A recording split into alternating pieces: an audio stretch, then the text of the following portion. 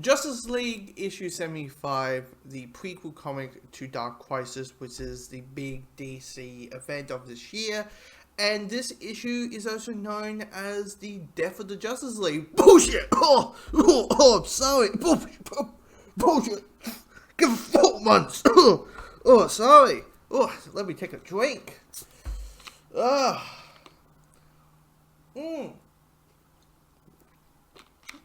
Anyway, so yeah, this is the Death of the Justice League, and the deaths are very signable.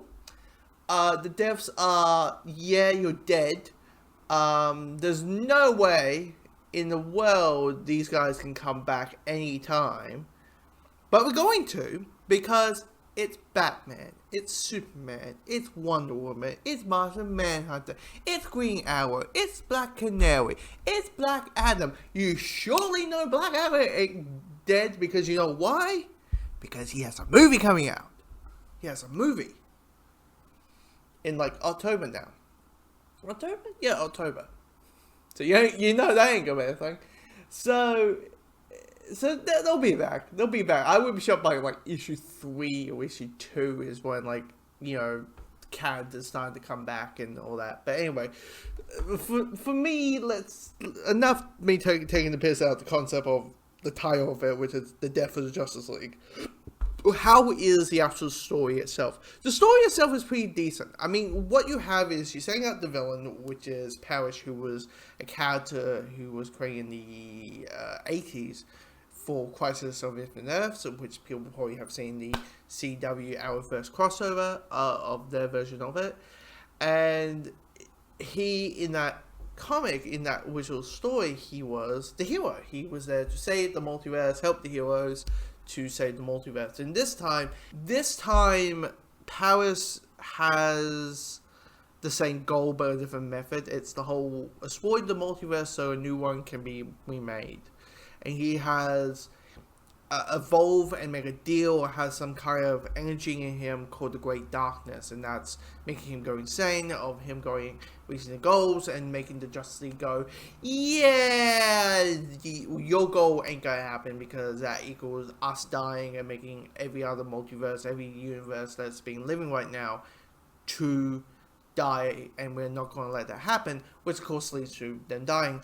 And the deaths themselves, like, outside how they died, the emotional beats of it, and I guess the emotional beats won't be hammered home until like Dark Crisis issue 1, but the character deaths, like Green Arrow is like the first one to go, and you have Black Canary like going Ollie Ollie Ollie Ollie and holding Ollie in her arms, and like the final line, and or the final line before he gets killed, of like, now we can all go home. I made chili, which is a little reference about Oliver Queen and his infamous chili recipe. But the weird thing about it is there's nothing really much to really, like, I enjoyed it. I really like how it's all setting things up. But knowing it is 48 pages and is meant to be the Death of the Justice League, I kind of felt like this should have been a little bit longer. I felt like this is a story, like it's the death of the Justice League. 48 pages for me isn't enough. I feel like it should be at least maybe 3 issues, or 4 issues, just to feel that epic and that stale, and able to have those relationships. You know, maybe have a scene between, you know, Jonathan and Superman, or Jonathan and Clark, you know, father and son, or Bruce and Damian, you know, Batman and Robin, and have those relationships. So the moment the Justice League actually get killed, there is that punch in the gut for the character moments. Because reality, as I joked about in the first like minute or two, like, we all know that the Justice League are coming back. So all that emotional aspects of things, all that emotional of like, oh, of like, oh no, they killed the Justice League. It's gone because we know they're going to come back. But what's going to make us have that emotional hook is seeing the characters react. And having the cliffhanger, just the Justice League are dead and that type of stuff. But I feel like it's all going to be Dark Crisis stuff.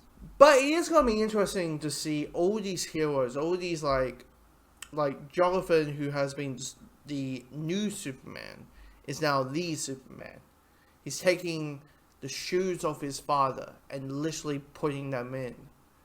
And same, I guess, with Damian, same with Wally, same with, I guess, Jessica Cruz, same with all these other members who are meant to be the next person in line of whenever the heroes fall, or they retire, or whatever the situation would be, and them stepping up. So it's going to be interesting to see that impact, to see that,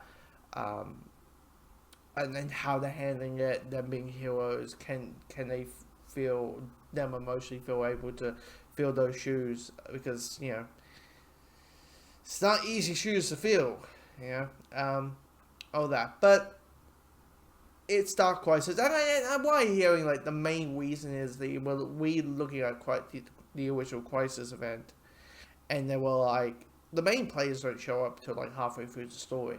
So is there a way we can kind of do it? So they decided, like, let's kill them off for a bit, which is going to be interesting, because in June that's when like Dark Crisis begins. I guess next May is going to be about the impact and how everyone's handling it and all that. But yeah, it's just it's fine, because it's like, I know they're going to live, or it's just a battle, and it's a prequel to probably a bigger event. But I kind of feel like there should be a more emotional core with the characters than just battle, death.